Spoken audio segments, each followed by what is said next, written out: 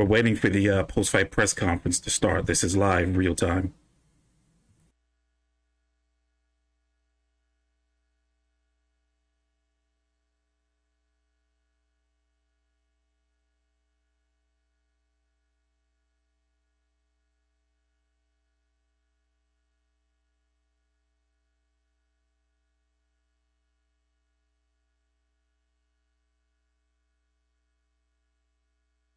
Talk about exhausted, bro. I'm exhausted.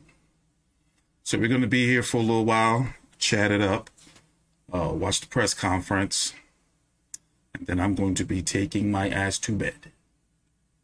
Been here covering boxing and mixed martial arts since noon today. It's now 1:42 a.m. Eastern Standard Time, and my eyeballs are burning. I fell asleep a couple of times during the UFC card. I didn't come back for the Blades Rosenstrike until basically, let me go full screen. Came back and I saw Blades doing his interview with DC with his eye all swollen. Then fell asleep again, basically during the Murphy fight, Shevchenko Murphy fight. But however, the Nick Diaz fight, I'm sorry, I'm exhausted. The Nick Diaz fight, he did better than I thought for a man who, fought now his third fight in nearly 9 years. But it also looked like he came and showed up just for a payday. You see what I'm saying? That was a little, The main event delivered, though. T-City got his ass beat for pretty much 4 rounds. Surprisingly, the 5th round was his best round. Round number 3 was crazy. 2 submission attempts, deep submission attempts, triangle and guillotine.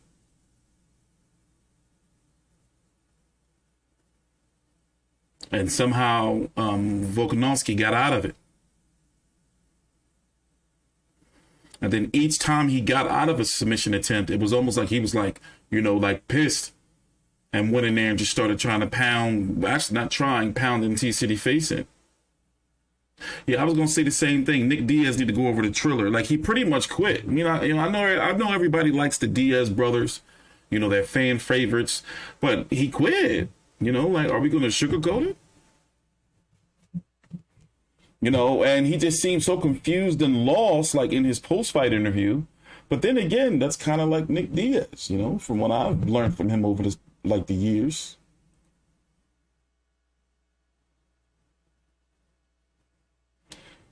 And so for the MMA fans that are going to be watching this later on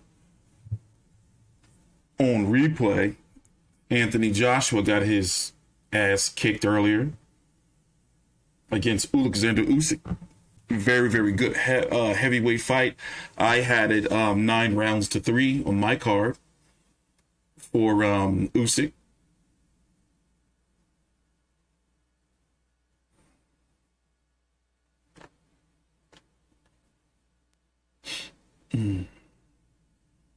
But yeah, you know how these things go. I wanted to, I'm waiting for Dana White to come out. He's going to he's going to talk all the numbers and all that stuff, fight of the night bonuses, then start moving on to the fighters. I'm interested in what fighters are going to show up. Shevchenko and the champion, of course, Volkanovski. Will they talk to Ryan? Robbie Lawler or Nick Diaz? Probably Nick. Man. But yeah, it's been a long day at combat sports, bro. I wonder how well this card did. It's a shame that, pay-per-view numbers are just in the dumps. That they have to stack these cards up like this to try to get everybody to buy. I'm not confident this joint going really, really, really sell. Here in the States, maybe on a globally. But then again, you never know. This joint was stacked. You never know. And it held up. How many UFC cards these days that they stack up like this that actually all the fights that's supposed to happen? A little hiccup with Nick Diaz, wanting to change the weight at the last minute. I don't know how there was images circulating around of him, you know, not even a month or maybe 3 months ago, less than, I forgot, where he was like ripped and chiseled, but yet he looked like an old ass man. So how like you look better 3 months ago than you do when you're actually training for a fight? Like what happened? You think he got like the jitters or, you know? I wonder what happened with that. But yeah, man, I'm exhausted. Also, sometime in October, but the way things are going, it's probably going to be the very beginning of November. We're going into the podcast market. You know, I think I can really, really thrive doing podcasts. John Jones, I don't know what's up with him, man. He's a head case. It's like, bro, you go to the Hall of Fame and then you go out partying and then do some dumb shit. Like, bro. And I'm a John Jones fan. I like John Jones. But it's like, bro, you just out of control with some of the shit that you're doing. I didn't really investigate or look up any of the details. Like, what did he do? I mean, domestic, who did he beat up, or allegedly, excuse me, who did he allegedly beat up? Just keep that man away from Vegas unless it's a fight. Like, bro. Crazy. So, yeah, man, I'm exhausted. Sitting here chilling. Tomorrow, I don't even know if I'm going to have the energy to do any videos. No, I got to, because it's going to be busy, man. We got Fury versus Wilder 3 in a couple of weeks. That's, you know, something to look forward to.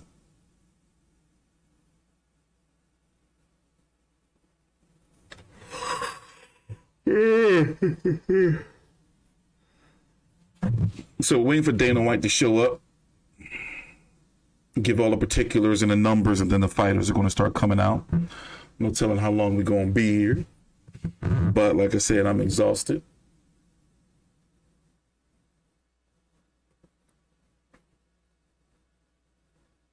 Who's Volkanovski going to fight next, though? I'm interested. I think Holloway Ortega 2 makes sense for both fighters. But Volkanovski, who? Who does he fight next? Oh, man, I would have fallen asleep right here at the desk. Man. Did I already bitch and complain about how I've been here since noon and it's almost 2 o'clock in the morning? Literally, I had to walk around, man, I've been working. I covered the entire pay-per-view portion, 5 fights on the Joshua Usyk card. And the Zone, being the weirdos that they are, they made me chop my videos all up. Like, so the videos that are up for Okali, they haven't even released the Florian Marco versus Prodan video yet. And the Colin Smith, they made me edit all that stuff out. They especially made me edit out the knockout footage of Castillo, the Colin Smith knockout footage. So it's like, you know, like, y'all on some weird shit, man. Leave me alone. I'm out here selling these fights, trying to cover these shits, and y'all harassing me with copyright bullshit. I'm like, bro, I don't have time for that, man.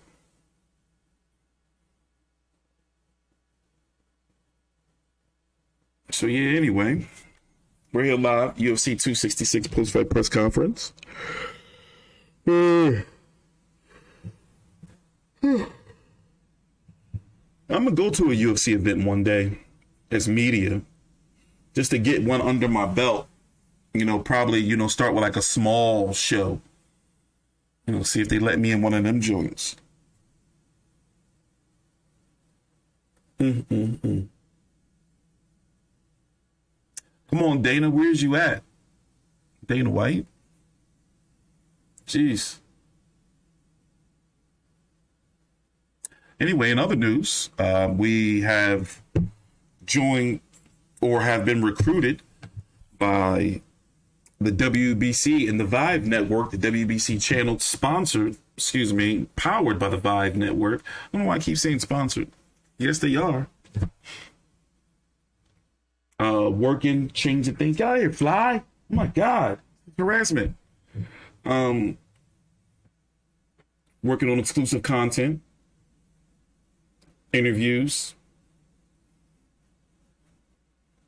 Nah, I think I'm chalking it for this year. I was going to try to go to Jamel Herring versus Shakur Stevenson down in Atlanta, but I think I'm chalking this year. I think I'm going to start. I did want to go to a fight this year, you know, but I think I'm chalking, and especially since I can't go to New York fights. Well, I can if I get vaccinated, but listen, you know, I'm not going to talk about that, but I'm no anti-vaxxer. I just want to wait, you know, see how many more people croak before, you know, let them work out the kinks. You know, sadly, I'm not just going to be, no, you know, but let's leave that alone because I don't want people to get triggered. People be getting triggered over that shit. Like, bro, my body, my choice. Shit. So you can't go. Next for Valentina, well, she can't beat Amanda Nunes. She's too big. You know, that 125-pound division, you know, I mean, if Rose wants to move up, you know, after, what is he supposed to be fighting? Whaley next, maybe again? Max, you're going to be ignored because you trying to, nah, dog, get out of here. You don't get no responses from me. You don't get no response. And, you know, also, I'm about to stop responding to people who got no avatar. Like, bro, I'm not talking to you niggas. SSB, I don't know how you slip through the cracks. You better put something up there. I don't give a hell, rat's ass, what you put up there. Put something up there. Put a Teletubby, something.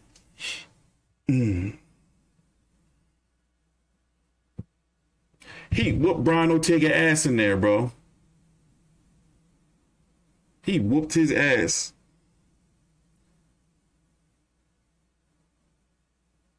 Yeah, I had COVID. I didn't know what the fuck that was. This was like the first, I didn't know. Listen, I thought I was finished. I was like, what the fuck is this shit? Like, I got sick out of nowhere, bro. Going down to nasty ass fucking family court.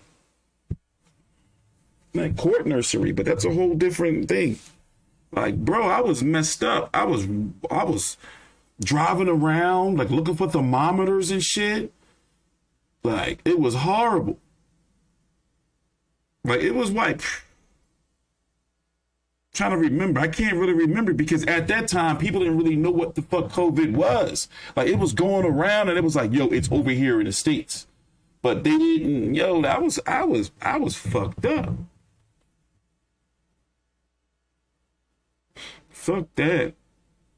And I'm not a group thinker, but we're not talking about no COVID or vaccine. We just sitting here chilling, waiting for Dana White to show up.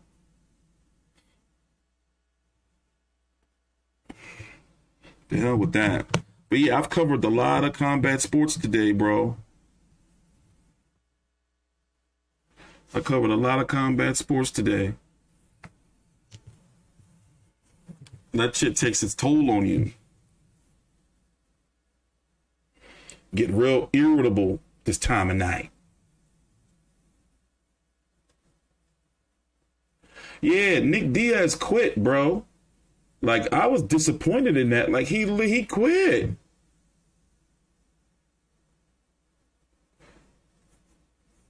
I mean, for his first fight back, he was looking all right in there, the body shots, but it's like, yo, he quit.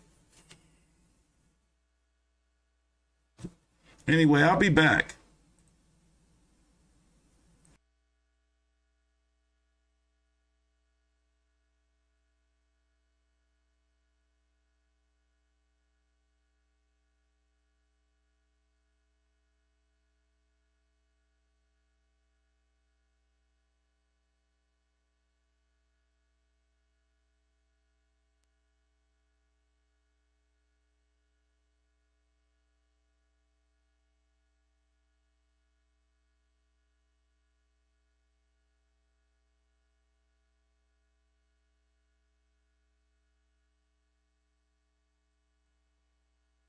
I don't know what was up with Nick Diaz, man.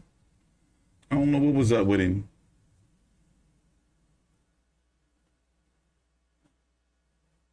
You ever be so hyped before like a pay-per-view, and then after it's over, you be like, why was I so hyped? Don't get me wrong, it was a good pay-per-view. You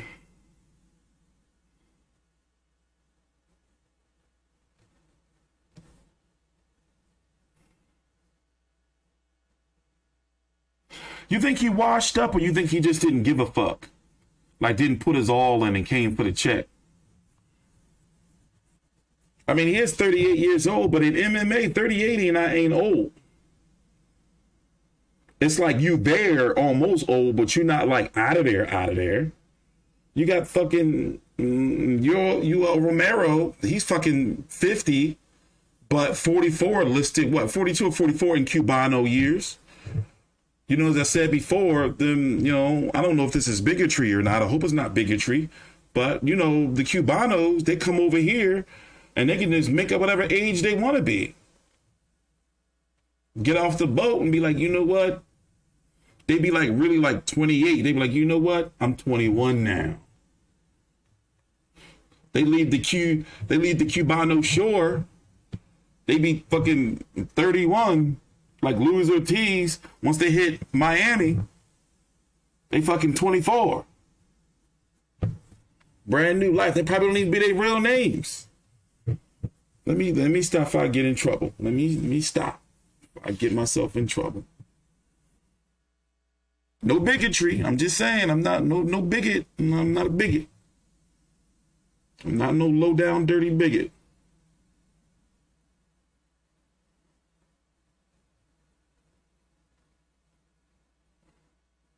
But yeah, man.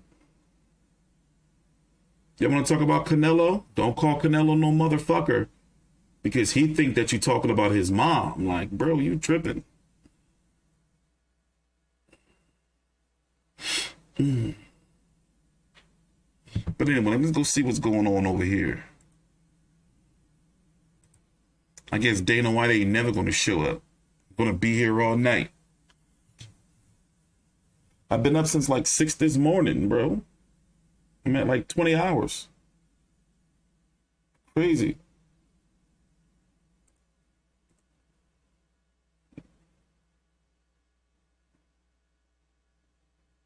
I want to watch my Chapel Week and my Midnight Madness. What is it? Midnight Mass, my bad. On Netflix. I think tomorrow I'm going to treat myself to a steak, play some video. Oh, the chant. All right, there we go. All right, let me shut up. I'll be back. Please subscribe. Take your time out, like the video. Look at her looking all good, girl. Congratulations, Valentina. Obviously, another flawless performance, it seemed like. How did you feel about the way things played out tonight? Feels good. I'm working very hard for this fight. I didn't expect easy fight. And Lauren, she's a tough opponent. She's physically very, very strong, but I wanted to play my game. And, kind of like my ultimate goal as a martial artist, to reach the level when your opponents, when they fighting each other, they looks like furious, powerful, very strong. But when they fight me, it's kind of like they cannot touch you, but you can finish them. It's kind of like what I want being as a martial artist, untouchable. This is kind of like next level of martial artist. You feel like you accomplished that tonight? I'm on my way. Right. Anything that she did surprise you? I mean, obviously, your speed was very much an advantage. You showed some great grappling as well. I mean, was there anything that happened in there that did surprise you at all? Actually, no. I was expecting more pressure, and I truly expected more pressure. And it was kind of like first round, I was like, okay, maybe it was kind of like a trap. And she was kind of like waiting for her moment. Second round, then I was like, okay, if you don't want, I will go for it. Nice. Is it? I just wonder if it's difficult for you, because I do feel like the expectations are so high. Like, I heard the crowd start to boo a little bit. It's like you have to go out there and score a highlight reel in the first round, or it's not okay. Is that a difficult expectation level for you to live up to? No, it's not, because I understand if I gonna think about it, and it's gonna affect me during the fight. It's gonna affect my performance, and sometimes it can affect not in the best way. You're gonna rush to do something, and this is a mistake. So I learned that I cannot just follow with the boo from the crowd. I have to do my thing, because potentially the finish gonna come. They just have to wait. Obviously, as a champion, you don't have to make matchups, right? They have to come to you. But are there names that you want to fight? Like, are there things? I know you're looking about bettering yourself as a martial artist, but there are opponents that you want to face moving forward? I'm ready to fight anyone. In flyweight divisions, there are so many strong fighters. I didn't know how the fight gonna be against Jessica Andrade, Cynthia Calvillo. If Cynthia was kind of like top level, but Jessica just smashed her. So I don't know what's gonna next. Who's the next opponent? But I can say that in flyweight division there is every time more and more names coming up. So I'm ready to fight all of them. Nice. And I guess last thing for me, we'll find out the name, but how about when do you think you want to fight again? Are you taking the rest of this year off? Or I mean, what's the plan for you moving forward? I'm pretty healthy. I just have small things that after the fight during the training camp, and it's gonna be fixed like very quickly, easy. So right now, what is next for me? It's next Saturday fight of my sister. So she is coming in her fight week, and I will be in her corner supporting her. So she gonna do all the same, and yeah, I don't know what's when it's like next, because I'm ready to fight tomorrow. But what UFC have for me, it's different. Valentina right here. Valentina, when you obviously train so that the fight is easy. You've talked about that before. But when you're out there in the cage and you are performing at this level, do you feel a higher level of focus? Do you feel something special when you're out there and you are at the top of your game? You cannot feel. You feel something, but you cannot fall in this feeling, because once you are starting like the side things started affect you, and you start to like pay more attention, for example, to the crowd, to some details, to the person who's sitting like over there, and it's kind of like you losing perspective of the fight, and you can lose your moment to win the fight, to finish the fight, or like whatever. That's why when you are there inside of the octagon, you don't have right to think about something else, about your performance, about like how your opponent feel. You have just work. You have to work and toward your victory. After the job is done, now you can realize what it was, how it was, what you felt, or something like that. But during that moment, you don't have a right to think about it.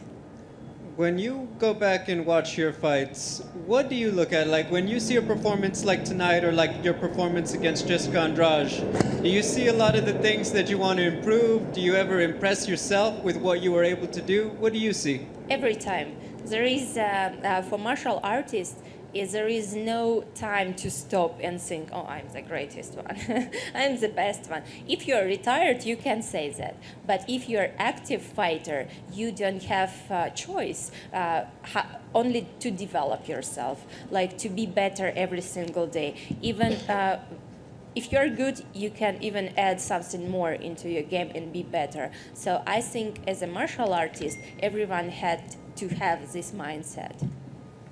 You obviously grew up in Kyrgyzstan. You represent Latin America. They put you on the broadcast. Tu español, perfecto. ¿Representas uno? Do you represent one over the other? Because obviously you live so many places and you represent so many when you do all these public appearances on TV and everything.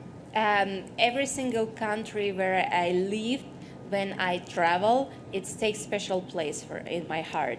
In Peru, in Latin America, I lived for 8 years, and definitely the culture is very close to me. I grew up in Kyrgyzstan, very beautiful mountain country, and very like deep in traditions. And I respect all countries like traditions, the culture, people, and I just want to experience more from my travel, to know, not just come there and take a picture and say, okay, I've been in these countries, that's okay. But I want to really know how it's like there, what people thinking, how they live, what they eat. And I think this is the best school of life. Over here, Valentina. In the third round, when you threw that head kick and you almost hit her like you hit Jessica, it seemed like right then and there you kind of knew, like, I can get her out of there. Was that the moment when you kind of like push the button on the gas pedal? It was kind of like, what round it was? Third? Fourth round? What round? Huh? What round the Third kick round. was? Third Third round when you round. did the head kick. It's kind of like was this point when I started to accelerate a little bit, and I knew it's kind of like third, fourth, fifth. It's kind of like when you're starting to put more speed and more pressure, and definitely it would be very good to finish the fight like that with another head kick KO, but it didn't happen that time, and instead it was a hook, right hook, that was kind of like leaded to the finish of the fight. I know you cleaning out the division and everything at 125. Would you ever go back to 135 to get two belts at two different weight classes, regardless if Amanda's there or whatever? Is that something that you want to do before you get out, or you're 125 forever? You're just going to line them up and knock them down? You know, many people, they started in one weight class, and then kind of like, oh, I want to explore what is there, what is here. And in my experience, it was different, because I didn't have a choice to fight in my own weight class. And I had to fight 135 with the bigger girls who cut in their weight from 160 pounds, 150 pounds, and my walk weight is 135. So I just cut like 10 pounds. For 125, it's nothing. And 125 flyweight, it's my natural weight class. I feel powerful. I feel that my speed on point as like the best. It's just my weight class, and I am happy that I don't have to. I just can think about my performance the best way what I can do, because I fought so many times in 135, and now I have choice when I can fight and do like amazing thing in my real weight class. Why I don't have to do that? But also I open for any opportunity that, for example, UFC tomorrow will call and say, okay, Valentina, we have this fight. Would you accept? I open for anything. Do you want that trilogy? You said like your eyes lit up when you thought about that. I open for it. You know, I never was choosing my opponents. I'm not the like person who, okay, this name looks good to me, I will fight her. No, this name's kind of like not good, I'm not fighting her. No, they have a name for me, I accept the fight, because I want to fight with the best ones in the world. This is how you prove that you are the best, right? And if like destiny wants to make it happen, I'm here, right now, here.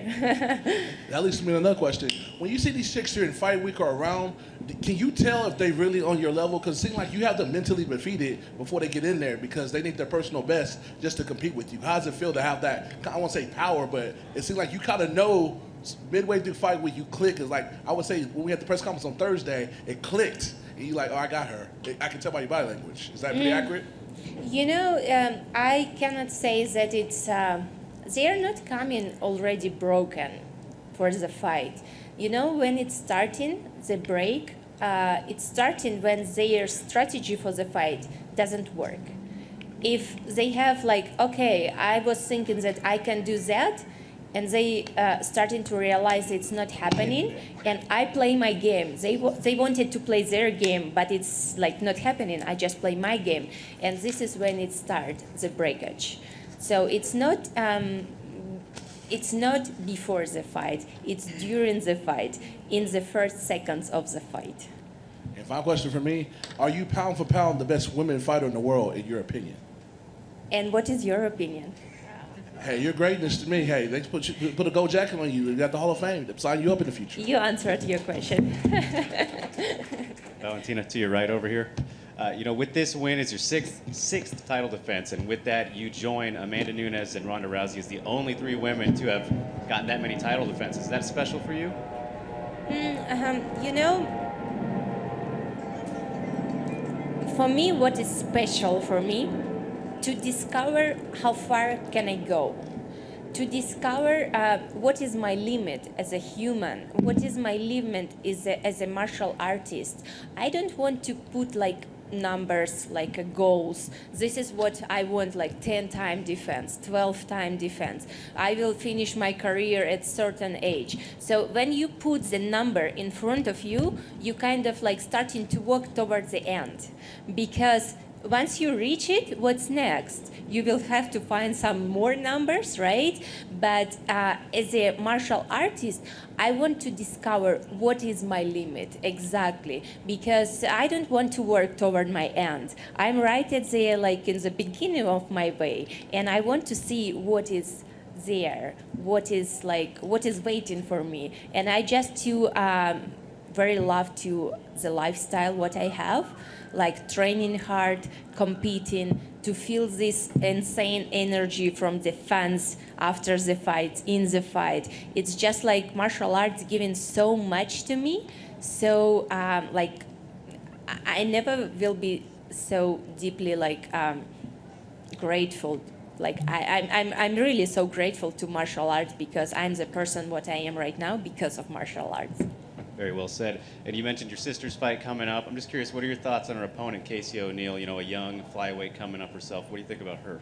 Oh, she's good. She's young. She's hungry. But my sister, she's like different level, and she's like trained very hard for this fight, and she will put in the great performance, because I saw her training. I was in her training camp, and she's in amazing shape right now. So she gonna do everything right, and she gonna go to the victory as well. And I'm curious, do you have any next travel plans lined up, and what the next spot's going to be? You know, I was mentioning that I was starting my training camp living on the boat and traveling in Puget Sound, Washington State. And kind of like when we get notice about the fight, we had to come back to Las Vegas, because it was time already to have the second hard part, like already trainings. So I really want to go and explore more of Puget Sound, because it's amazing, beautiful place. And yeah, definitely boating. It's my goal to reach like next level of boating, next sail maybe. So yeah, I will go towards that. Valentina, aquí en español, por favor, felicidades por tu victoria. Son 6 defensas del título. ¿Tú te sientes invencible? Yo me siento que tengo que trabajar más, siempre, más que todos. Para ser invencible, tú tienes que trabajar más duro que todo el mundo. No importa si eres campeona o no, para seguir estar en el lugar donde estás, tú no puedes relajar y pensar, oh, soy invencible, nadie puede tocarme. Porque en segundo, cuando lo piensas, tú puedes perder todo. Y esta es la idea que no me deja descansar, no descansar como pensar que soy invencible, ¿cierto? Pero esto es que me siempre motiva a entrenar más y más duro. Y también mi equipo, mi entrenador, maestro Pavel, él tiene misma vista para cómo un deportista tiene que entrenar. Siempre adelante, siempre desarrollarse como la persona y como artista marcial. Tú se lo dedicaste a la gente de América Latina. ¿Tú sientes que cada día, a pesar de que eres de Kirguistán, de Bielorrusia, pero acabas de decir que viviste en Perú 8 años, ¿tú sientes que el fanático latinoamericano te apoya cada día más? Claro que sí, porque para mí América Latina siempre va a tener un espacio en mi corazón muy especial, porque cuando nosotros vivimos 8 años en Latinoamérica, nosotros viajamos en diferentes países, y cultura de Latinoamérica me encanta, muy abierta a la gente, la comida siempre es perfecta. Y nosotros viajamos, estuvimos en Perú, viajamos a Brasil, Argentina, a Paraguay, Uruguay, también estuvimos muchas veces en México, tenemos muy buenos amigos en México y claro que me encanta la cultura del idioma, porque yo creo que español es un idioma muy, muy bonita. И я lo último, поздравляю тебя с победой. Спасибо большое. Valentina, right here. On your walk back to the locker room, you made a detour to the ring girls. They seemed surprised, as many of us were. What was that all about? Beautiful women is a decoration of any event, and I want people to know that. And no one have right to say that they are useless, because they are on the place where they have to be. They were here at the beginning, and it's like, no matter, you will come in any event, you will see beautiful women. And you, as a man, like everyone, enjoy it. It's kind of like beautiful, right? And this is decoration. That's why this is my message, that beautiful woman, it's a decoration of any event. Many of us felt very blessed to get to be there tonight for this entire fight card and to watch you perform as well. You seem to derive joy from every aspect of the evening, on the walk back to the ring girls, to taking selfies with the fans, in the entire process, because we've heard from so many fighters recently that don't like to fight. George St. Pierre said during the Hall of Fame he never wanted to actually fight. We heard what Nick said. What do you derive the most joy from the beginning of training camp to walking back there and getting back to the locker room? Entire process. You cannot just like say, okay, it's the best moment when your hands raised up and you are feeling that like, oh yes, you did what you. Of course, it feels so amazing. It's so powerful, the feeling. But you know, actually, it's like the entire process. Hard trainings, day by day, every time you are waking up and you know you have to push yourself to your limits, but you know you have to do it for the best performance. And every day you kind of like learning something else. You are learning more as a martial artist. For example, you know, also I think the idea to be in martial arts for a long time, it all depends how you can manage your fight and your rest. And for example, my team, my coach Pavel, and he has like the perfect kind of like combination where we train, then we travel, you can rest, you can train in the travel, but it's not the same type when you are training, like in the training camp. And in my example, you can see exactly how it can work. 28 years in martial arts. Now my opponents, some of them, they have like 23 years old or so, 22. So even like doesn't have that age as I do martial arts. So it tells that the age, it's not a like issue. It's not something that puts you the limit. It's your limit. It's in your head.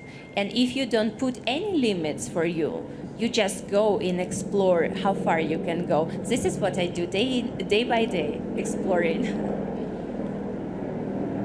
Valentina, felicidades con el triunfo. Has podido llegar a lo más alto de tu categoría, de tu carrera. ¿Cuáles eran las metas que tenías cuando inició tu carrera en el UFC y has podido alcanzarlas o todavía te quedan cosas para...? Claro que sí, la meta principal desde inicio era para mí ser la campeona de UFC, porque UFC es la organización de MMA más grande de todo el mundo y yo creo que en general como el deporte, como artes marcial, MMA es deporte número 1 en todo el mundo. No es boxeo, no es algo diferente, es MMA. Y claro que ser parte de UFC es un privilegio también para cada deportista. Y mi meta principal era ser la campeona de UFC. Yo lo alcancé y ahora quiero mantenerlo más... no sé por cuánto, no sé, solamente quiero seguir ganando y hacer mi trabajo bien como puedo. Muy bien. Y finalmente, ¿cuál es tu rutina con tu familia, con tu hermana, con tu equipo que tienes para celebrar? ¿Qué haces cuando no estamos contigo? ¿Vas a un club, discoteca, cierta comida? ¿Qué es lo que te hace sonreír ya que tienes todo en alto? No soy la persona de discotecas, no. No tengo fiestas, no me encanta, no me gusta porque no es mi estilo. Soy persona de naturaleza, me gusta mucho cocinar y siempre nosotros cuando, por ejemplo, con amigos, nosotros cocinamos en la casa y me gusta disfrutar el proceso. No solamente cuando te sirven la comida, tú ya comes y vas, no. Cuando tú disfrutas de todo el proceso. Y no sé, me parece que es lo mejor porque tú puedes conversar con tus amigos, de verdad conocerlos y no solamente para venir a decir hola, hola, ¿cómo estás? Y ya te vas. De acuerdo, pues felicidades, muchas gracias por todo y que viva Shevchenko. Gracias. Is it true that there's a rumor that when you retire, you're going to work as an interpreter at the United Nations? Who told that? I didn't hear it yet. No, you speak beautifully, though. So how many languages do you speak? I speak English, Russian, Spanish, and I'm learning Thai.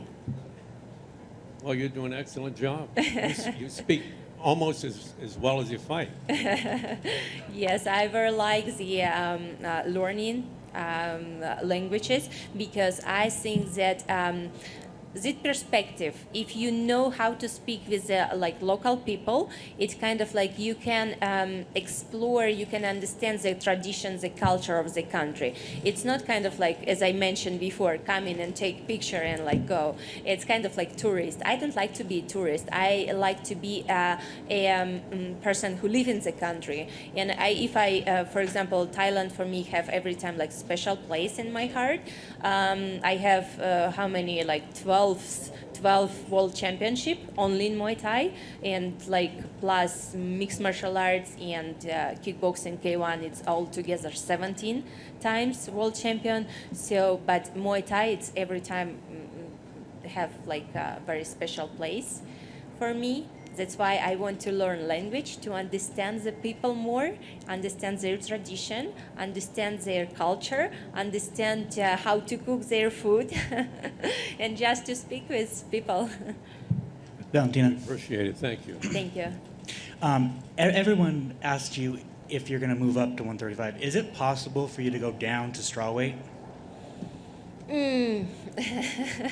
It means like to starve, not have good food, not enjoy the food, and I could do that, but it's like I don't enjoy the process. I find myself the best shape 125. I know more a lot of straw weights, they have like 135 and go down to 115, but I feel 125 it's the perfect weight class for me. Thank you. Thank you. Hola Valentina, primero que nada, felicidades en otra gran victoria. Te quería preguntar, cuando tú no estás peleando, ¿tú ves UFC, boxeo? ¿Te gusta ver este deporte? ¿O cuando estás afuera no peleando, te gusta hacer otras cosas?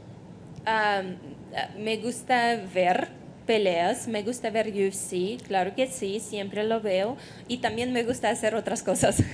¿Quiénes son algunas de las personas que te gustan ver cuando tú no estás peleando? ¿Quién tú sigues y quién tú seguías cuando estabas subiendo? ¿Quién te gustaba mirar?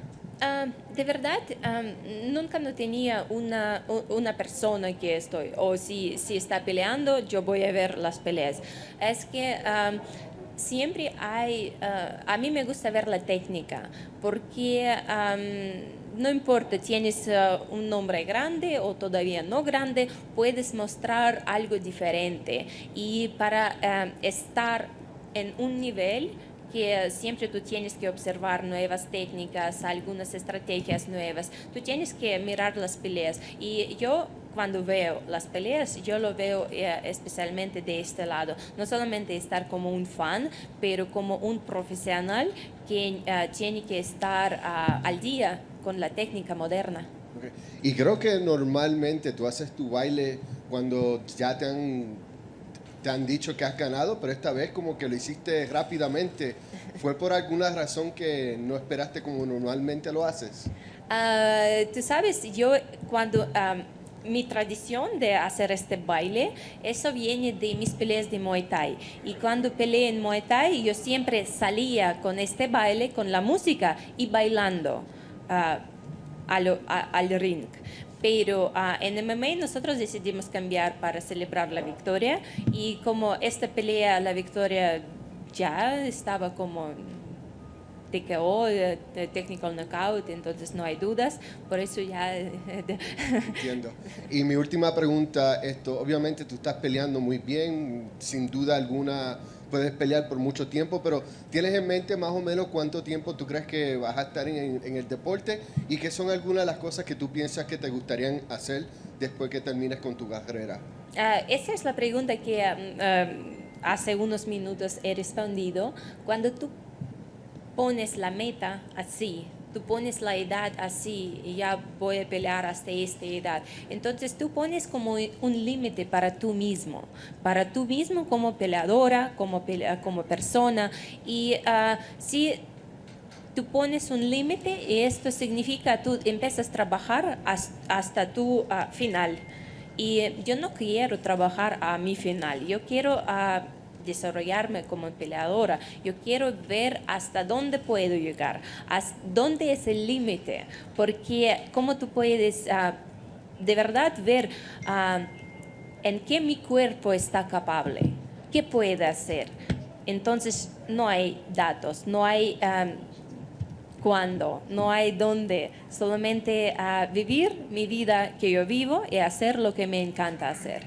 Gracias, Valentina. Gracias.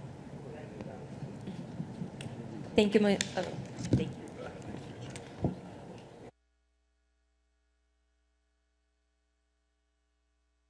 Yeah, she's in a league of her own, bro. I've been here the whole time.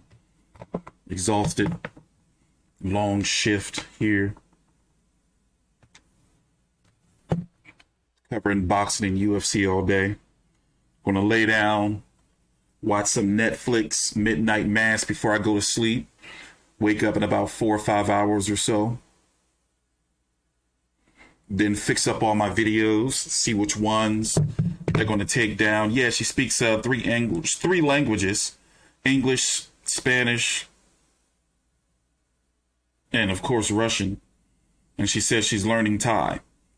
She said going down to 115, she can do it, but she don't want to do it. She wouldn't like it because, the process, starving.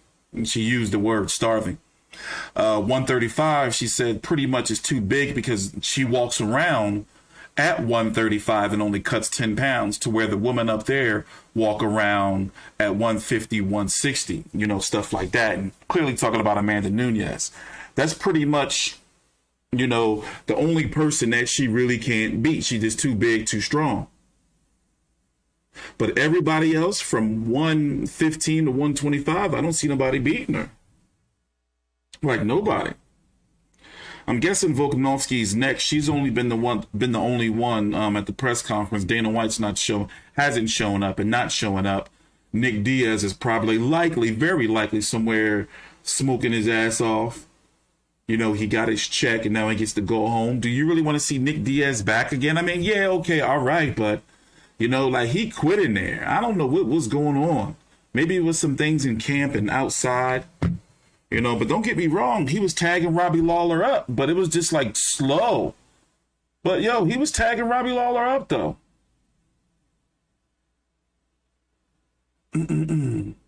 I would like to see the Nunes fight again. I would entertain that.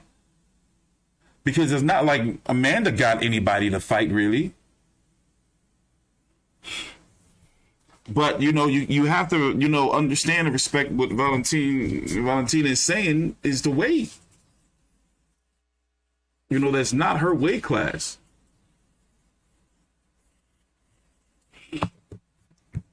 I don't remember both of them. I got to be honest with you. Maybe it's because it's late or my memory's been shit the last few years, but I don't remember the first or the second fight. I got to go back and watch it again someday soon.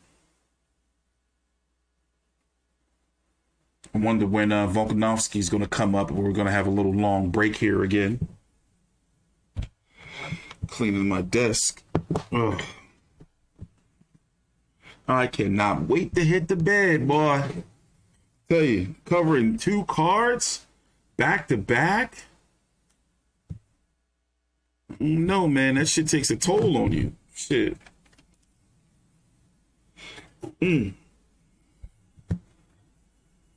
I started my boxing combat sports UFC day covering Maxim Prodan versus Florian Marku. Then Colin Smith versus Lennon Castillo. Campbell Hatton versus Sonny Martinez, Robert.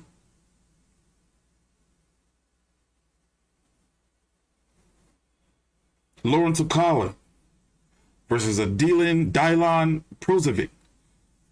Of course, Joshua versus Usyk, their rematch, they're targeting February or March of 2022.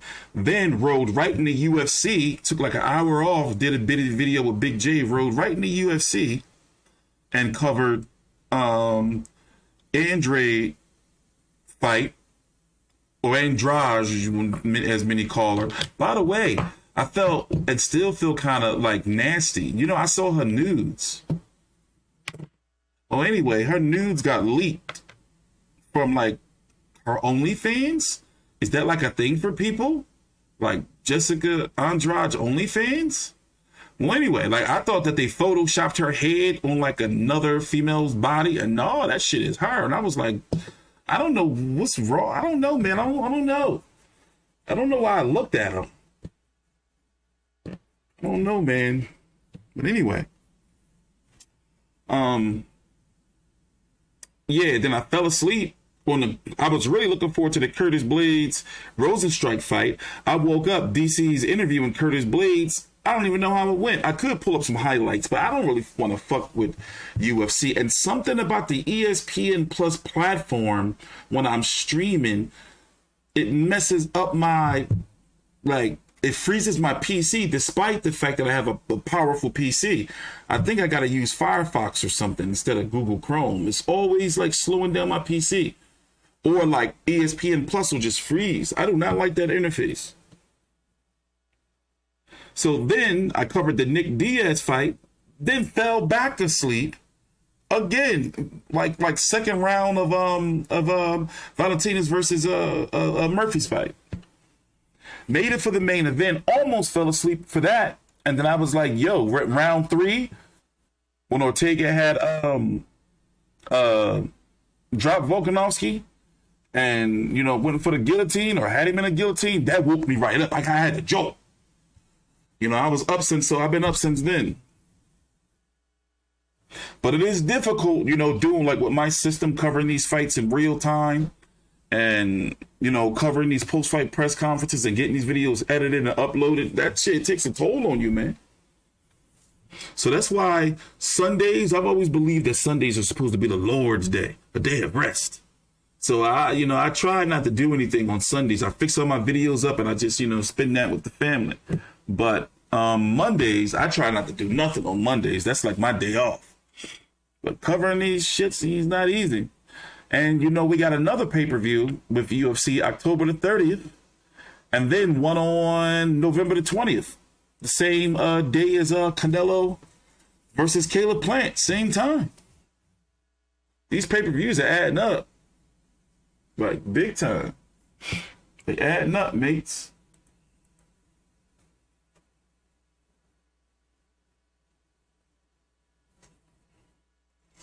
The stream already started, Streamlabs. Get out of here. I'm going to have a talk with HR about you.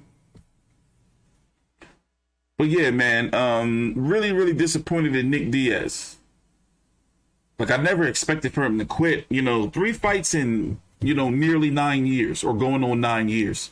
That's crazy if you really think about it. So it just makes me further think like, yo, dude needed some money. Like, here, I'm going to pull it up for you guys since we're here while we're waiting. Here's the card.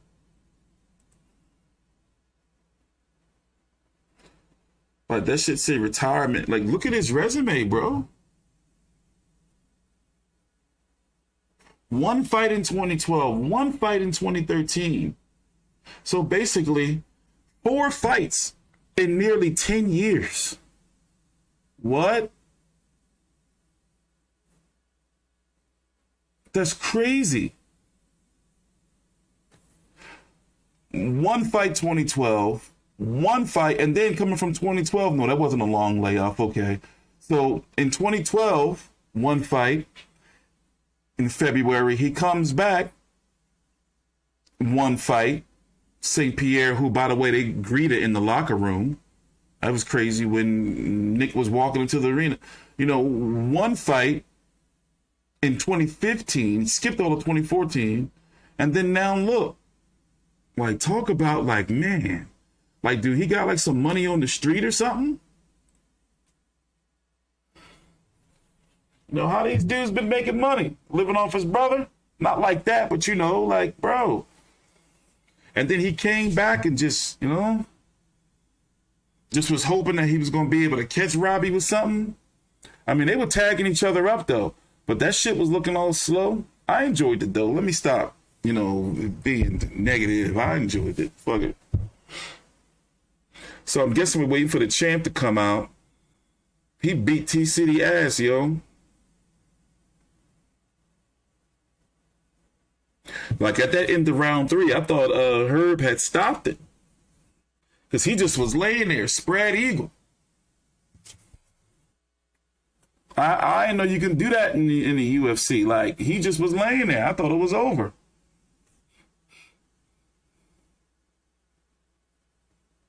Thought it was over. But, oh, man.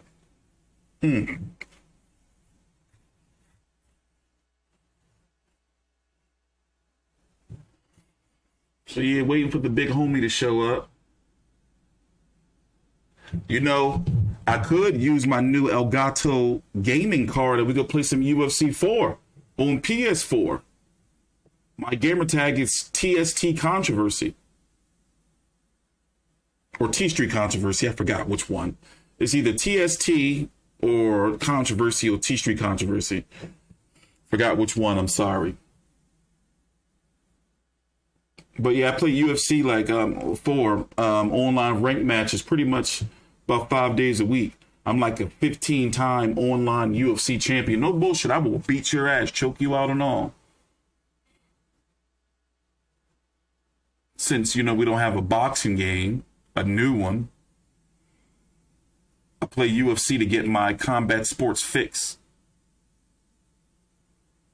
Who's that with the pink jacket? Is that Anik? No. Sweet jacket though, bro.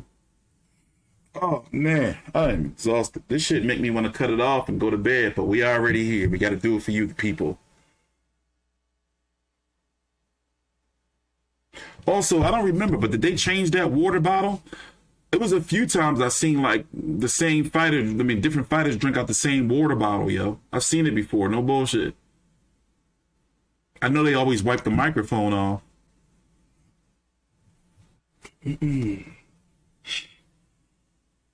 Somebody in the chat was saying that Nick Diaz should go to Triller and fight in some bullshit exhibition. Maybe him versus Silva too? Maybe. Come on, get out the way, douchebag. No, let me stop. He probably somebody important for UFC. That's the last thing I need is some bad blood. That Diet Coke.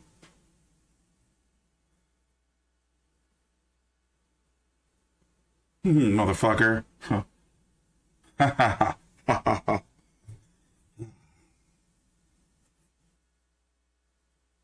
Diaz versus Jake Paul. There you go. That shit is sell. I'm never betting against Jake Paul again. Never. I don't gamble, but I'm saying I'm never picking against. Yo, he keep proving me wrong. Tyron Woodley out here trying to sell his ass, get a tattoo. Like, bro, like, chill. You got us looking bad out here. The brothers. Get that white man tattooed on you. He ain't gonna never be able to go back to the hood. What's wrong with him? The streets gonna turn their back on his ass so super fast.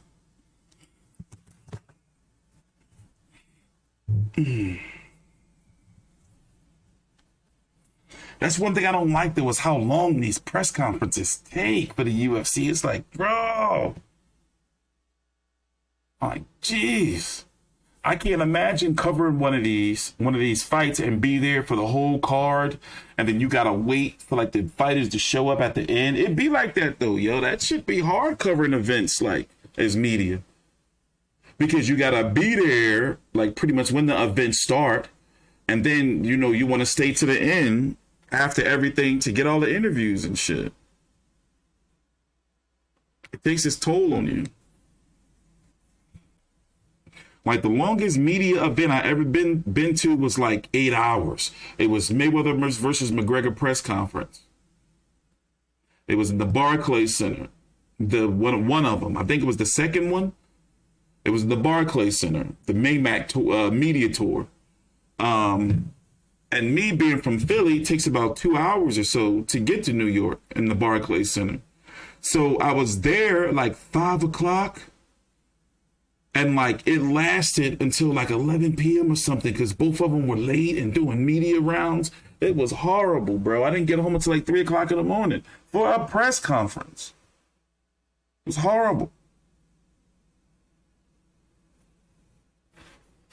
And then don't let it be no press conference in the Barclays Center for an event that's not free TV Fox. Because if you're catching the train and you got to get back somewhere where you got to get to Penn Station, let me tell you something. Penn Station, under Madison Square Garden, and all around that vicinity of the building, I thought when I was a kid that like New York was going to be like this magical place, and like Midtown and well downtown Manhattan in New York is like safe. Bro, it'd be like 6'6" trannies. And like butt ass naked homeless women. The smell, it's so violent you can't touch nothing because you don't know what's on what. Bro. I don't see how people live in New York. You have like rats that be having meetings in parks in the middle of the day, taking pizza up the steps and shit, and the trains, like germs everywhere. Somebody would get on the train, right, and just start saying loudly, like they'll get right on the train and be like, I was born in a shanty town. We only had one room for me and my 17 brothers and sisters. My mom had to go out, and it's like, bro, like, all right, we're not trying to hear that shit. And all I'm asking you is for a chance. Give me $3, and I'll be able to get me something to eat tonight. But if everybody put in $3, then that's $300, and I'll be, it's like, bro, like, come on, man. Or somebody always trying to hustle you, like the monks. New York got these monks, right? They always walking around trying to give you like these beads and this card, this little prayer card. They write your name in the book. So in the book, they want you to write your name down, and it'd be like all the donations that they got. But I think that'd be capped. I don't think they really got those donations. They just put that shit down there, you know, so you can look like, oh, somebody gave $50. Damn, so I'm gonna feel bad for giving $5. Like, New York is nothing but a bunch of scams, man. Bunch of scams.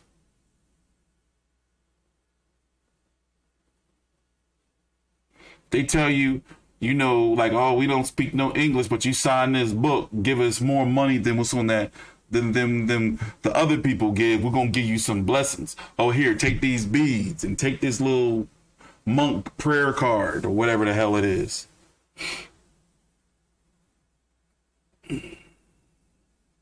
I just don't like New York, but then again, I'm an introvert and a recluse. So somewhere like New York, you know, being around all them people, this is not for me. But waiting for Volkanovski to show up.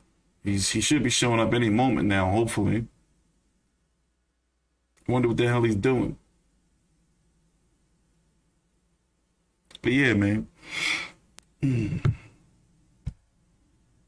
You You know what else I don't like about going to events? Let me tell you something. I've seen some pretty reputable people. Like you ever and I know a lot of you nasty people don't do it. See, I bite my nails. So I'm really particular about my hands and what I touch, real bad anxiety. So you ever bro, I know it's taboo to talk about, but motherfuckers don't be washing their hands. I've seen reputable people, been in the bathroom in a Barclays Center. You'll be taking a piss and you'll look like, oh shit, that's motherfucker such and such. They don't be washing their hands, man. I've seen promoters and managers and motherfucking sanctioning body people, referee, they don't be washing their hands, man. Bro. And then you see him out shaking everybody's hand oh, hey, how are you? And it's bro, that piss residue. I never understood, maybe because I grew up with my grandparents in a southern household. All that germ shit. It was boy, you better wash your hands. You ain't wash your hands, let me go see you wash your hands. Throughout the average day, and especially I was a bartender too. So when you're working in service industry, especially in a bar, your hands are always washing your hands. You're always washing your hands. You see what I'm saying? So throughout the average day, I can't even count how many times I'm washing my hands. I pet my dog, I wash my hands. I touch I come in the house, wash my hand, wash my hands all day, every day.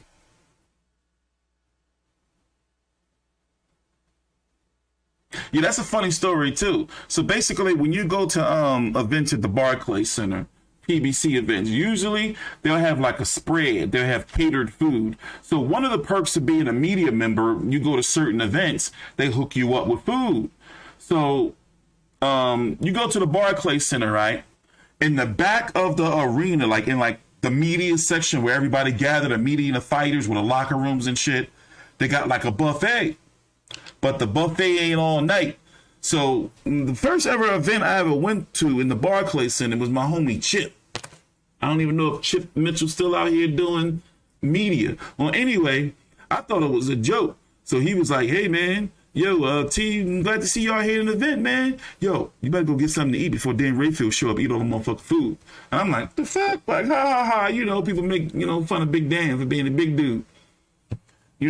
So... sure enough, I'm bullshitting around. Dan Rayfield come in with his fleece and he got one of the all leather briefcases, but it's not the solid briefcase. It's like the leather flabby joint, and he got these bobos on, what we call them back in the day.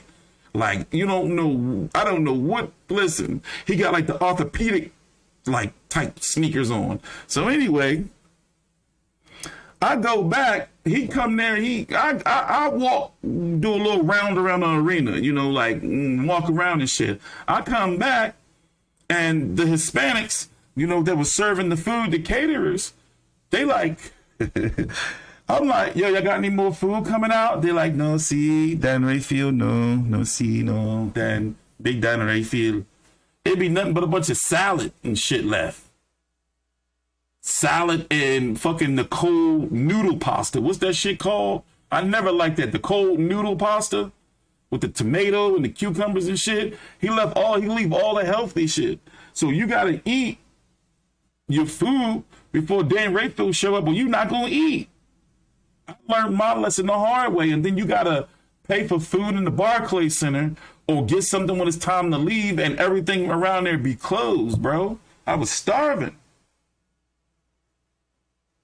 Everybody know you gotta eat before Dan, he come there, fuck everything up.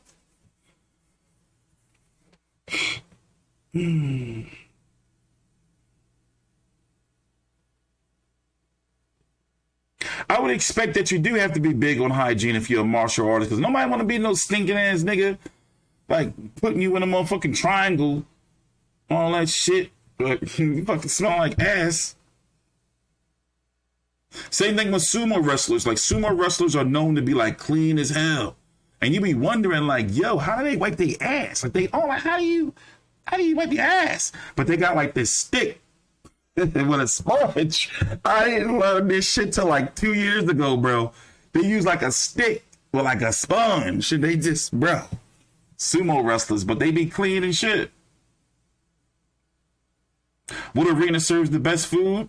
Well, for media, it depends. It depends who's, like running the event. Top Rank give you food vouchers. They'll give you like a $25 voucher to get some arena food. So, with that, you're getting some fucking chicken fingers and some fries in the Barclays Center or Madison Square Garden, and you're getting a drink, and that's your $25 right there. Maybe a little burger with nah. You're getting chicken fingers and fries and a drink for that $25 voucher.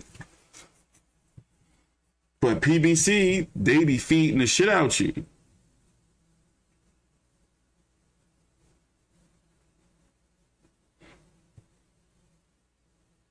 No, Dana White not showing up. It's not looking like he's showing up.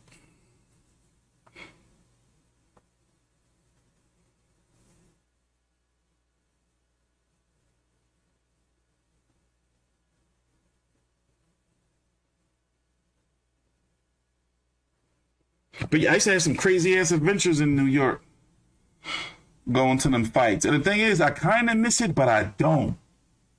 Like covering fights, people think that shit easy. Like, we like media. When you go to look at this asshole, like when you go to like events, like you have an obligation to cover the fights. Like you're not just there bullshitting around, or at least you're not supposed to be. Like when I go to an event, I gotta like make sure my videos are out, make sure if I'm gonna upload anything to the website is up. You can't just go there and chill, because you're getting, basically when you get a media credential, you're pretty much, where's my credentials at? I don't even know where they are. I will show them to you. When you get a media credential, like you're getting like full, pretty much VIP access to the arena. So, I treat that shit seriously. Like, you can't go there and be bullshitting around. So, for me, I gotta go to the event, take all these notes, sometimes doing videos from the arena, and then get home. Oh, thank God. Okay, all right, he's here. All right. I'll be back.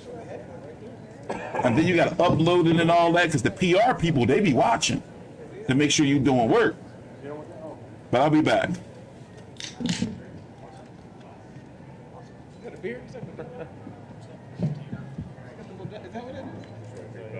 Winner's piss is always good. Belt's on its way. We'll wait for that. No, we'll just go. All right, let's go. It's obviously an unbelievable fight, and to have a classic fight like that and still win basically every round on every card. I mean, pretty special accomplishment. So talk to me how you're feeling after a fight like that. Yeah, man, I wanted to get the finish, and I've been talking about getting that finish, but at least it was a war. At least it was entertainment. Everyone enjoyed it. Obviously, while you're going through it, you're just worrying about what's happening. So straight after, I was like, fuck, didn't get the finish, you know what I mean? But then you come out and everyone's just absolutely buzzing. So as long as we put on a performance, hey, I'm starting to really come into this whole entertainment business. I get it. So you're going to see me being the heel from now on. I'm just going to fucking have a go at everyone. No, I'm joking. No, but you know what I mean? It's just, hey, it was a good fight, fun fight. Everyone enjoyed it, so I'm happy. Yeah, started out with a real 50 G's too, so you can't argue with that. Not bad there.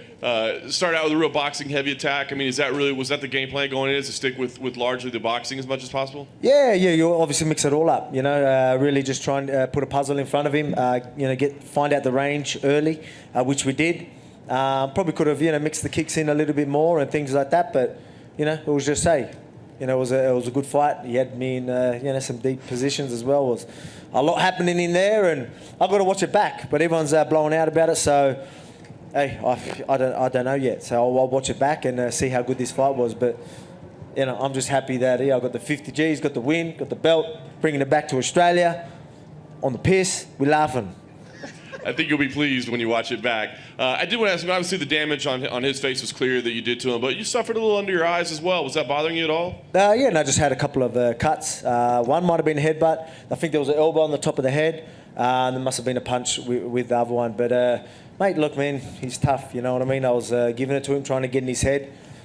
I said some things, I don't usually say that type of stuff, but obviously everyone knows, with things I brought up, I wasn't going to do it, heat of the moment, weight cutting, and me being the heel now, you know what I mean? Just,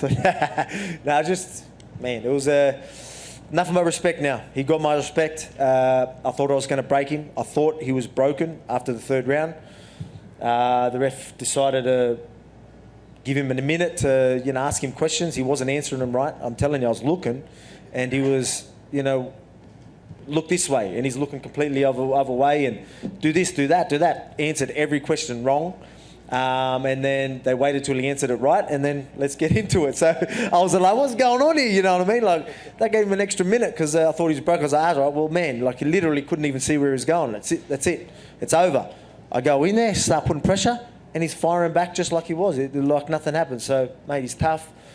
He's durable, and credit to him. You got yourself in a little bit of trouble at one point, right? The guillotine choke. I mean, can you talk about just how tight? Because it looked incredibly tight. It was deep. Yeah, it was deep. What was going through your head? It was, oh, fuck, I'm about to lose the belt deep. You know what I mean? Like, it was, but again, like the type of human being I am, we talk about me, going through adversity and, always being prepared and busting my ass and never give up attitude and all that shit. That's just exactly what you're seeing. I was deep. That was as deep as it can get. No shit. As deep as it can get. I remember I was making fucking weird noises.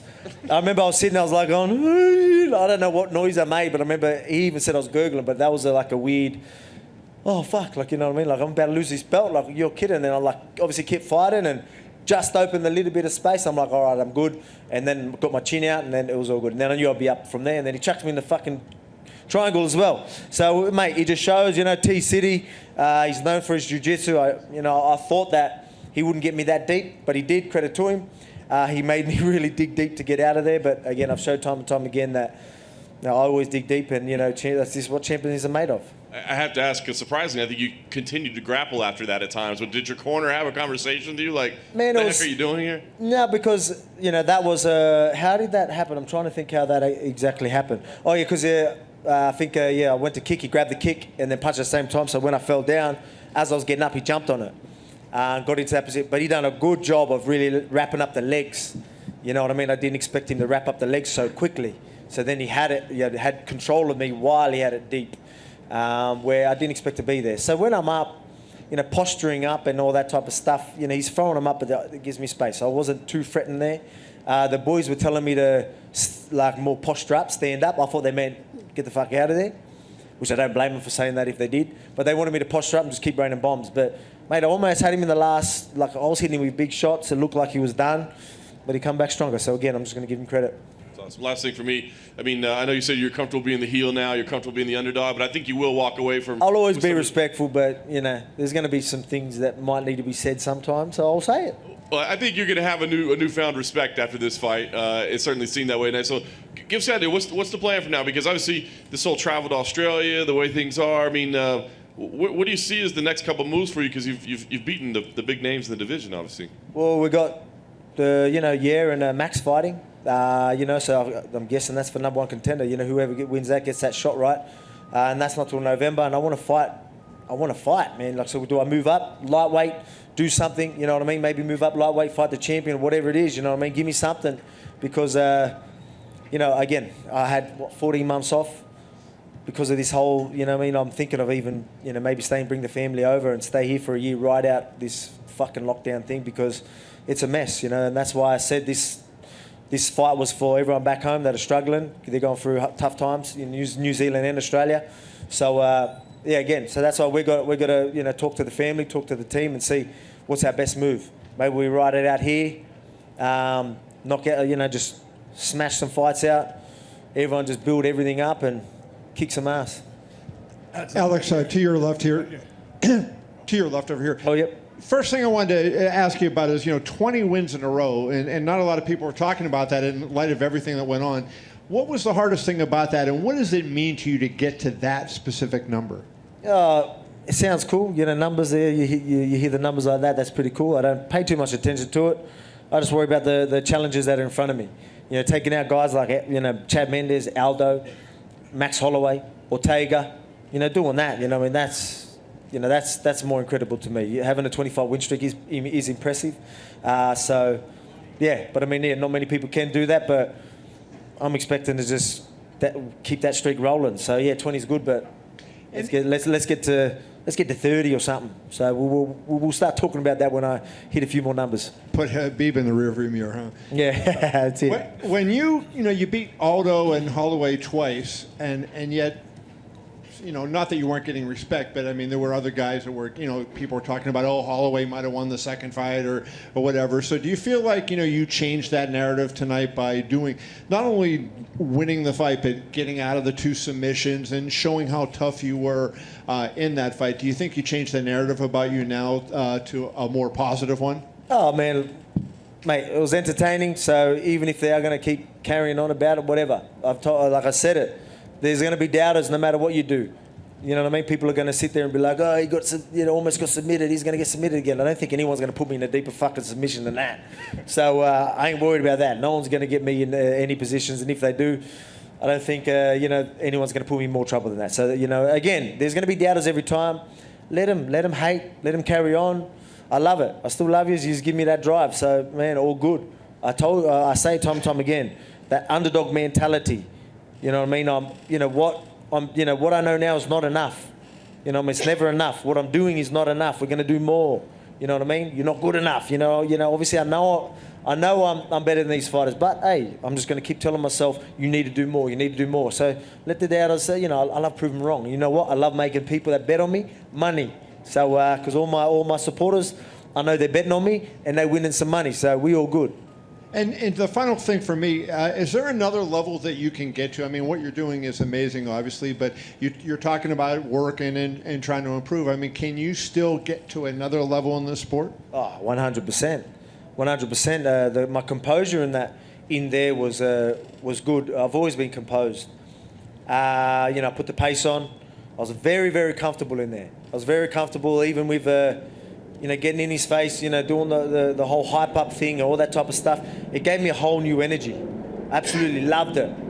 People, the crowd booing me, all that shit. Fucking loved it. Absolutely loved it and just used it as fuel. So, I think this is going to change me from here on out. You know what I mean? You're going to see a whole different... Bald Volk is coming for fucking everyone. Alex, right here on the front. Right here. Where were you? I'm curious, did you happen to see Conor McGregor's tweets about your fight? Well, I heard about it. It sounds like he's on the piss. Yeah, so do you want Good me, on do him. you want me to read So it? am I. I will be too. Do you want me to read it to you? No, something about sharding or farting or We something. also said congrats. Doesn't really make sense, but hey. You also said congrats at the end of the fight, so we seem to enjoy it. Yeah. It's Conor, man. We're kind of doing Conor things. Good on him. But, I don't know if it's like, if he wants to come back down to 145. Well, obviously, that will never happen, but... We think it's right around the broadcast. They said you had beaten the 2 best featherweights of all time. And okay. Conor and, Jose and Max. Yeah, that would have stung him a little bit. Yeah. That would have stung him a little bit, especially while he's on the piss, So, anyway, I'm going to be on the piss. Maybe you'll see some weird fucking tweets from me too. We'll see what happens. And what do you make of that fight between Max and Yair? A lot of people just thought Max was going to be next in line. He didn't have to take another fight. And now man, you know what? That just shows you, again, I'm going to give credit to, Ortega. There was bad blood. I was fucking saying all this shit. And look what he went and done. He showed pure heart, put me in fucking dangerous positions. Nothing but respect. Max, he can get I guarantee he doesn't have to take this fight. And they're already asking him to give, and he's still going to go take it. He wants that number 1 spot. He wants to earn it. It shows you what type of guy he is. So how can you not respect that? Good on him. That's exactly what I'd fucking do. You know what I mean? So you got to give him respect. You know what I mean? But I'll give him respect. But you let him go do the thing. How do I think that fight's going to go? Yair Rodriguez is a great fighter. Stylistically, I think Max is a nightmare for him. So I'm expecting Max to go out there, do his thing, and we're going to be running that trilogy. And Dana's going to pay us good money for it. So, I'm just looking forward to seeing it. But, man, I just want these challenges, man, these big fights. And that's going to be a huge fucking fight. So, whoever it is, let's do it. If it's, they're not fighting until later. And if I have to move up just to get a fight while we're waiting for that, because, again, I want to fight regularly. I don't want to wait another fucking 6-7 months. So, excuse my language. I'm swearing a lot today. But, yeah, so we'll just see what happens. You said you would move up to get another fight? Move up. Go up the lightweight, have a bit of fun there, and then just wait for the winner, and then we run that whoever that is with. In terms of going on the piss, do you always start your day off with one from a flip flop? Because I saw you drinking a beer. From the flip flop from I call them a vlečki. That's a Macedonian way of calling a vlečki, a slide. So I did. I've never really done one of those before, but I fucking nailed it. I only got a couple of little drops out. I've pretty much got it all in there. Usually people get all over them. I'm a master. See, I'm a master at everything. It's just fantastic. In the fight, you mentioned about the guillotine and how that was, oh fuck, I'm nearly going to lose the belt deep. Was the triangle as deep, or was that a little bit loose? No, the triangle wasn't too bad. It was obviously deep, but I felt like, I could, I'm strong enough to sort of put him in positions to not get it as tight, and I knew I'd get out of that. But that guillotine was fucking deep. You mentioned before the fight, like he said, oh, I feel like in another time we could be good, decent acquaintances and we could have a beer and stuff. And you weren't super hot on that idea, but after... I said if I was drunk I would, and I'm almost there. So maybe, look, man, I did again, look, they're building up the fight. I think I never usually try and, do that type of shit. So I was picking at everything. Obviously, everyone knows I'm against the shit that I bring up. I wasn't going to bring it up. I'll be honest, I'm not the type. I was like, I didn't want to do it. Weight cutting, pissed off. I bring it up. Again, I'm against that. But it was a long time ago, and hope he's changed. But yeah. So again, we were pretty cool. Obviously, there are things that annoy me, but I'm looking for these things to annoy me. That's where I was at. I was looking for things to hate him. You know what I mean? And to be honest, after the fight and what we shared in that octagon, yeah, I think we can be some acquaintances. So we'll see. Last one for me. You said that you're nearly pissed. How many beers does it take to get you to the level you want to be? Fucking after punching on for 25 minutes, only a few by the looks of it. So yeah, I've had it like this is my fourth. It's probably a third, but I'll say four just to sound. I don't know. Yeah, mate, I think 4, 3 or 4. We're down them pretty quick, I guess. So, congrats. Thank you. Alex, to your right, over here. Alex. Who? Alex, right here. Yep. Does it bother you the fact that you didn't beat these big guys, Max, Jose? These supposed to be the greatest of the division, but they'll talk about you being the greatest division, and you didn't beat these guys. Does that bother you? Wait, say that again, sorry? The fact that you beat these guys that are considered the best of all Yeah. time in the division, but nobody's considered you the best of all Oh, time. mate, there's people, I guarantee you there's people out there that are throwing my name out there, you know what I mean? But again, you're going to, especially with Max and some of these guys, these are, they've had a lot of time to really build themselves up, get a big fan base and all that. So, mate, it wasn't that long ago when you see Max in this exact same position. No one giving him the respect he deserved when he was kicking everyone's ass. How long was his winning streak before he even got a title shot? All that bullshit, you know what I mean? So it does happen. I was just going through that process. That's going to change. And I'm just going to keep doing what I'm doing. But again, man, you take out guys like Max Holloway twice, Aldo, Chad Mendes, Ortega. You can't not throw my name around there. So I guarantee my name's out there. But again, you've got to give the guys like Aldo, champion for so long. There's going to be days when you're not on. This is a fucking crazy sport. Man, I'm swearing a lot. So you're going to be, you're going to be injured. Some days you're just not going to turn up. And to stay champion for that long, that's why I still say he's the GOAT. But I'm not far off. After you got out the choke, it seemed like you got an extra fuel to your fire because you basically put them in deep waters and you drowned them. Would that be safe to say that? Well, yeah, I knew he would have burnt some energy there, and for me to get out of that, and I was like, there's no way it can get any fucking deeper than that. So I'm like, let's just pour it on, you know what I mean? So I just went AWOL, and I heard the ref like he was ready to stop it. And we got close. The buzzer went. He didn't get up. The ref could have stopped that fight, and especially the doctors. I know your job is to fight and whoop people's ass, but when you see something like that, do you think he needs to get up and get on the stool himself, or not? He got helped up by his whole damn team. That happened? Well, you're not loud. I didn't know about that. Well, that's it. I'm about to fucking. No, I'm joking.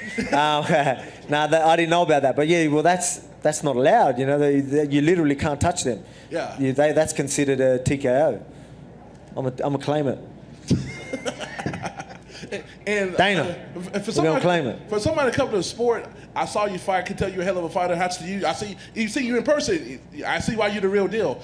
But going on the show, do you think that helped build up your brand? We got to see your personality and see all that. The whole world got to see that. Do you think and looking back on it, that was a great decision for you, or that's just entertainment? It's separate from fighting. Yeah, man. The whole thing, you just didn't get to see nowhere near enough. You know what I mean? It just meant put a camera in front of me and people are gonna like me. You know what I mean? It's just, again, I'm not the type of guy that's gonna, I'm not gonna do smash dollies through fucking windows and carry on and all that. So, I'm not going to do all that type of bullshit, you know what I mean? But again, you put a camera in front of my face, people are going to like me because I'm a pretty chill dude. I'm a fun dude. But again, I'm not going to go out of my way. But I tell you, I really enjoyed this whole process. I am not a fan of that the whole thing reporter. about it. even, building the fight up and all that type of stuff, I'm not usually the type to do that. And I'm the type of guy, someone asks me a question, I'm just going to answer the fucking thing. A lot of people, they got these narratives they want to push and all that, and I'm just, I'm not like that. I'm chill. You ask me how I'm going, I'm going to say I'm fucking good. A lot of people going, yeah, and they've got a question ready, and I'm not like that. I'm just real. I'm going to say what's on my mind, But again, put a camera in front of me, people get to know me, they're going to love me. With all the craziness going on at 155, you said you would go up. Would you go up for a title? Do you think you could get up in the title shot? Or how do you think you would compete with them? Would the size be a big difference, or you just gonna roll the dice and see what's up? Man, everyone knows about. I'm used to the big boys. I train with bigger guys all the time. I used to be 214 pounds. I played a prop, front row for rugby league. It's the biggest position. That's the big boppers. That's the position that I played. And I fought at middleweight, welterweight. My only loss was at welterweight. So I'm used to the big guys. But hey, like I said, I just don't want to wait 6 months or something like that. So if we could run something back, let's do it. Final question for me: What higher level can you get to that you haven't got to? What's the best Volkanovski that there is? Mate. Have we seen it? Nah, man, sky's the limit, mate. Keep, Like, again, that underdog mentality. What I know now is not going to be enough in a month's time. What I know now, I feel like I'm ahead of the game. But these guys, they might be where I am now. We need to evolve. We're always looking. We've got a great team behind us. They're doing a great job to always be on the top of the game, not only studying fighters, studying the best fighters out there, things, why is this guy so good at this, You can always evolve. You can always broaden everything. You guys like jiu-jitsu, you got like guys like Craig Jones and all that showing you shit that you're like, what the fuck? How good's this? So you can evolve this. Mate, trust me, there's levels to this and I'm right up there, but we gonna keep going. I guarantee you. Thank you. Alex, sorry, over here. How many beers until you would go put a dolly through a bus? I'm usually a pretty happy drunk, to be honest, so I don't know. Not, who knows? No, not me. That's not my style. You've talked a lot about the underdog mentality and maintaining that and driving you. But at some point, you're a big favorite tonight. At some point, you're not going to be an underdog to anybody. How difficult is it to kind of keep that going? Yeah, man. Again, when I say that, it doesn't mean that I am the underdog. It's just that's the mentality in my head. Just purely telling myself that you're not doing enough. They're doing more. And I know they're not doing more. No one fucking does more than me. I'm telling you. But again, that's what gets me up in the morning. That's what makes me do what I'm doing. That makes me, when you see me doing these workouts, like, how does he fucking do this? It's because I'm telling myself I need to. You know what I mean? That's just that mentality. Again, I know I'm not the underdog going into a lot of these fights, but that's what I tell myself. I tell myself that what you know now is not enough. Is there something you have to do to maintain that when everybody keeps saying how great you are? No, just me. Again, I'm a very level-headed guy, and that's just the type of guy I am. I don't let all the shit get to my head. I'm going to go home, and I'm daddy. And as I say, my kids don't give a fuck about this. They're going to be like, Dad, cook me some fucking eggs. I'm like, all right, I'll cook you some eggs. No worries, you know what I mean? And that's it, I'm dad. I walk the streets, I completely forget that I'm a UFC champion, so I'm just me. I'm a normal human being. That's just how I am, and I think that's what makes me be who I am. Makes me always keep working harder. You know what I mean? Just purely because that's the type of guy I am. I know you talked a couple times about what was going on in the corner between rounds. At the second time, so it was after the fourth round. Okay. It sounded like you were protesting pretty loudly of like, hey, what's going on over there? Like, were you getting bothered by that? Of course. You know what I mean? I'm known for my gas tank. I'm wanting to break him. And we're giving him a whole extra minute. He's already got a minute. Then we just give him another minute. So obviously I'm going to be a little dirty about that. But hey, at least the fight kept going, and then we got to put on more of a show for the fans. So I'm all right now because I still got the belt. But obviously at the time I was like, what are you doing? Like, are we all against me or what? Fuck. And last thing, as long as we're bringing up tweets, Henry Cejudo said he's coming back Henry Cejudo. to take out Alexander the Average in response to him. What did he say? He's coming back to take out Alexander the Average. No, mate, he's called out everyone. He's called out females, he's called out, like, what, you actually believe the shit that comes out of his mouth? Nah, don't worry about him. Thanks, man. I'll squash the little germ. Thank you. We're gonna go. Another one? Yeah, just.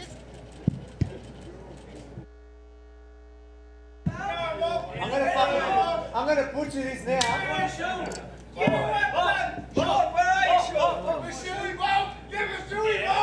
Get in there, Frankie. Hey, I'm not a spitter. Nah. I don't want to see that. I'm embarrassed. Still laughing on This is what we had Ricardo. Yeah. Did she say she don't want to see it or she going to fart? Is that what she said? Get a ball. Hey. This is nasty. I always thought this was nasty.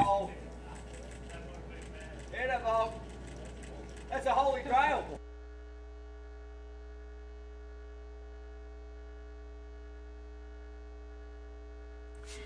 Nasty asses. They are. Ew. Oh, barf. I was going to say. All right, that makes sense. Yeah, they muted the sound. That's not me. Yeah, that is nasty, man. That's nasty. But hey, you know, I've done some nasty manly shit too. Drinking beer out of a fucking shoe. No telling. I'm trying to think, what was the most outrageous drinking shit I ever did before? A lot of street fights. What did I do? Oh no, well, you know, I'm drinking drinks with fruit flies in them. You know, shit like that. And you know, like how, like, you and your homies will share a bottle. I'll never do that shit now as a grown ass man. But yeah, all right. You know, I'm not all high and mighty, but I'm heading to bed. I gotta fix up all these videos. I'm out of here, man. This is T Street Controversy with FightView360.com. Take your time out, like the video, subscribe.